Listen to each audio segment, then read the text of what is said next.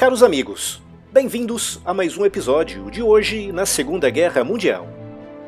Hoje falarei sobre os aliados de menor dimensão e destaque da Alemanha na guerra e o papel que desempenharam no conflito. Quando falamos em aliados da Alemanha na guerra, pensamos logo na Itália de Mussolini e no Japão do imperador Hirohito. Mas muitos se esquecem que na guerra, a Alemanha teve ao seu lado um total de 27 países aliados. Além da Itália e do Japão, podemos destacar a Finlândia, a Romênia, a Bulgária, a Hungria, a França colaboracionista de Vichy, cujos soldados lutaram contra os aliados em diversas ocasiões, e a própria União Soviética de Stalin, que entre agosto de 1939 e junho de 1941 era um estado co-beligerante, tendo participado na invasão conjunta da Polônia em setembro de 1939. Mas e sobre esses aliados menores, e sobre os quais pouca gente fala? Que papel desempenharam na guerra? Vamos começar pela Finlândia, um país que foi atacado pela União Soviética em novembro de 1939, na chamada Guerra de Inverno. Nessa guerra, os soviéticos lançaram contra os finlandeses uma força impressionante de 800 mil homens, dos quais 300 mil foram mortos ou feridos por apenas 150 mil finlandeses. Apesar desse número impressionante de baixas, os soviéticos venceram a guerra e anexaram vastas extensões territoriais da Finlândia, criando, obviamente, um grande rancor na sociedade finlandesa da época. Quando a Alemanha invadiu a União Soviética no dia 22 de junho de 1941, a Finlândia viu nisso uma oportunidade para recuperar esses territórios e apressou-se em aliar-se com Hitler. Essa aliança abriria as portas para a invasão finlandesa da União Soviética em junho de 1941, dando início à chamada Guerra da Continuação, pois era entendida como uma consequência direta da Guerra de Inverno. Nessa guerra, os finlandeses chegaram a empregar 650 mil militares, formados e treinados pelos militares experientes que tinham participado na Guerra de Inverno de 1939. Atacaram pelo norte, cercando a cidade de Leningrado e a margem oriental do lago Ladoga, chegando mesmo a cruzar o rio Svir. O avanço da Finlândia foi impressionante e em pouco tempo tinham recuperado todos os territórios perdidos para os soviéticos e também anexado muitos outros. Mas no final de 1942 e início de 1943, principalmente após a destruição do 6º Exército Alemão em Stalingrado e dos fortes contra-ataques soviéticos no sul, a situação na frente oriental começou a mudar para o eixo e acabou por se estabelecer na Finlândia uma espécie de guerra de trincheiras. Essa situação persistiu até setembro de 1944, quando já era mais do que evidente que a Alemanha perderia a guerra. No dia 19 de setembro de 1944, após 3 anos e 3 meses de guerra, a Finlândia assinava um armistício com a União Soviética, aceitando perder ainda mais territórios do que aqueles que já tinha perdido na Guerra de Inverno. A Hungria, que em 1940 era regida pelo almirante Miklos Horthy, foi o primeiro país a assinar o Pacto Tripartite depois da sua criação pela Alemanha, Itália e Japão.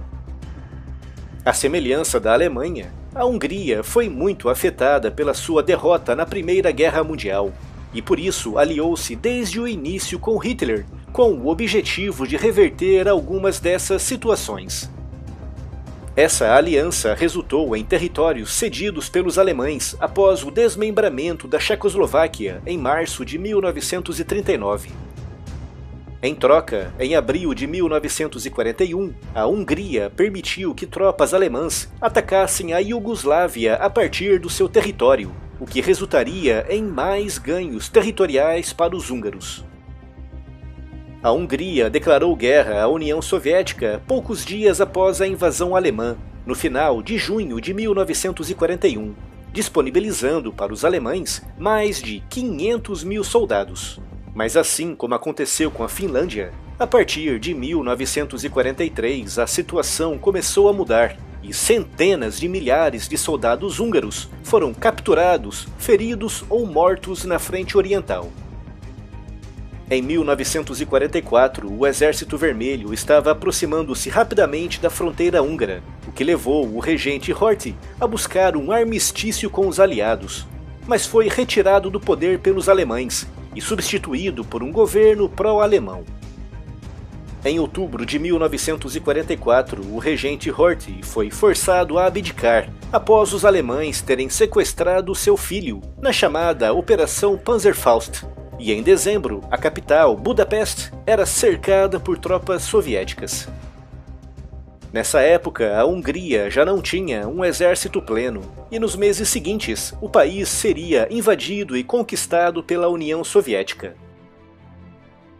No início da guerra, a Romênia era claramente pró-aliada e criticou abertamente a invasão alemã da Polônia, mas era um país cercado por nações pró-alemãs, o que levaria à queda do governo do rei Carol II, em setembro de 1940.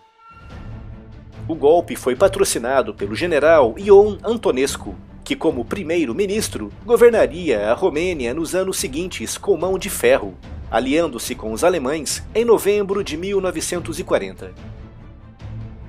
O país seria utilizado para a invasão alemã da Iugoslávia e também para a invasão da União Soviética em 1941. Apesar de ser um país pequeno, a Romênia tinha uma indústria militar muito bem dimensionada e ajudou muito no esforço de guerra alemão através da fabricação de canhões, aviões e até mesmo navios. No cerco soviético de Stalingrado, os romenos perderam 100 mil do total de 150 mil militares de que dispunham, com os restantes recuando de forma precária através da Crimeia e da Ucrânia durante 1943 e 1944. Em agosto de 1944, a Romênia trocou de lado e os soldados que ainda estavam aptos para o combate passaram o resto da guerra lutando ao lado do Exército Vermelho. A Bulgária, à semelhança da Hungria, também tinha sido muito prejudicada com a derrota na Primeira Guerra Mundial e também procurava compensações numa aliança com a Alemanha de Hitler. Mas em termos militares, a Bulgária estava muito mal preparada, limitando-se a fornecer algumas dezenas de milhares de soldados e a servir de base para a invasão alemã da Iugoslávia, com a sua marinha dedicada a algumas escaramuças com a marinha soviética no Mar Negro.